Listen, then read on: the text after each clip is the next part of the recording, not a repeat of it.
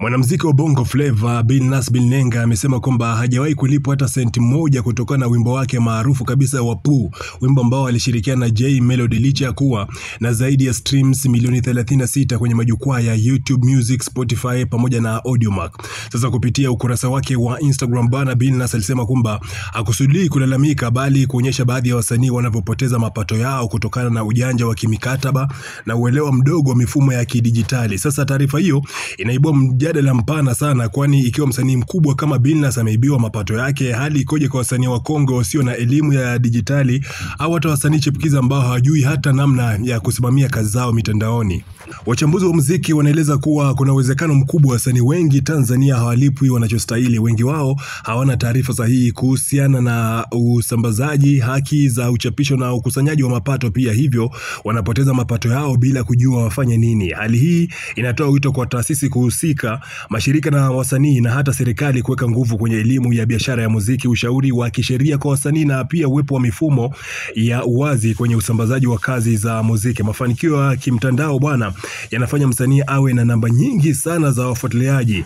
Hayawezi kuwa na maana kama msanii huyo hanufaiki kwa chochote kitu ambacho anakipata kutokana na mauzo ya ngoma zake ama kazi zake kupitia mitandao hiyo. Sasa Billnass bana alikuwa ameweka Insta story fulani hivi ndefu sana, akawa amesema kwamba juzi niliandika waraka kuhusu vitu vingi vilivyomo kwenye upande wa pili wa tasnia ya sanaa zetu. Lengo sio kuwavunja moyo au kuwatisha watu wapya au vijana wenye ndoto ya kuingia kwenye tasnia, bali ni kuwakumbusha na kuandaa kukabiliana na ulimwengu wa kweli. Ndio maana nilisema kabla ya kufanya hizi kazi usisahau kumwomba Mungu akupe roho ya kustahimili na nguvu ya kukabiliana. Sasa nitaanza kueleza mambo kadhaa kwa uchache.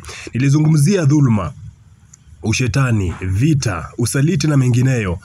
Kwa leo, wacha nianze na dhuluma. Kuna dhuluma nyingi sana zinafanywa na wadau, labels, managers, promoters, wamiliki wa media distribution companies na kadhalika. Lakini leo, wacha nianze na upande wa distribution na nitamuelezea Michael Mlingwa maarufu kama MX Carter kama moja wa wadau muhimu lakini wadidimizaji wakubwa kwenye masuala ya uzaji wa usambazaji wa kazi zetu tunazozitolea jasho, na mimi nikiwa mmoja wa wahanga wa dhuluma hiyo, na naamini baada ya hili mtasikia vilio vingi vyenye kufanana na hii. Unaweza ukaamini wimbo mkubwa kama Poo sijawahi kupata hata senti moja ya mauzo yake upande wa digital, na hata unapofika wakati wa kupata stahiki zangu na kuwa naomba au kubembeleza na kuna makubaliano kisheria. Hiyo ni moja, nitarudi kueleza mengine yanayofanywa na watu kama MX Carter na washirika wao. Sema MX Carter bana, hii si mara ya kwanza wasanii wanalia na yeye. Chidi Benz kuna kipindi alilalamika sana kuhusiana na MX Carter kumdhulumu mauzo ya ngoma zake hususan kupitia mitandao ya digital. Sasa hii ni moja kati ya kitu ambacho Billnass ameamua kusema kupitia Insta story yake kwake, kuandaa wasanii chipukizi wajue kabisa kwamba huko mbele hamnaga wepesi sana bana. Kuna vitu vingi sana, changamoto nyingi sana ambazo msanii endapo akiamua kuingia kwenye game inabidi ajiandae kwa ajili ya vitu kama hivyo. Maoni yako pale chini kwenye comment section tafadhali.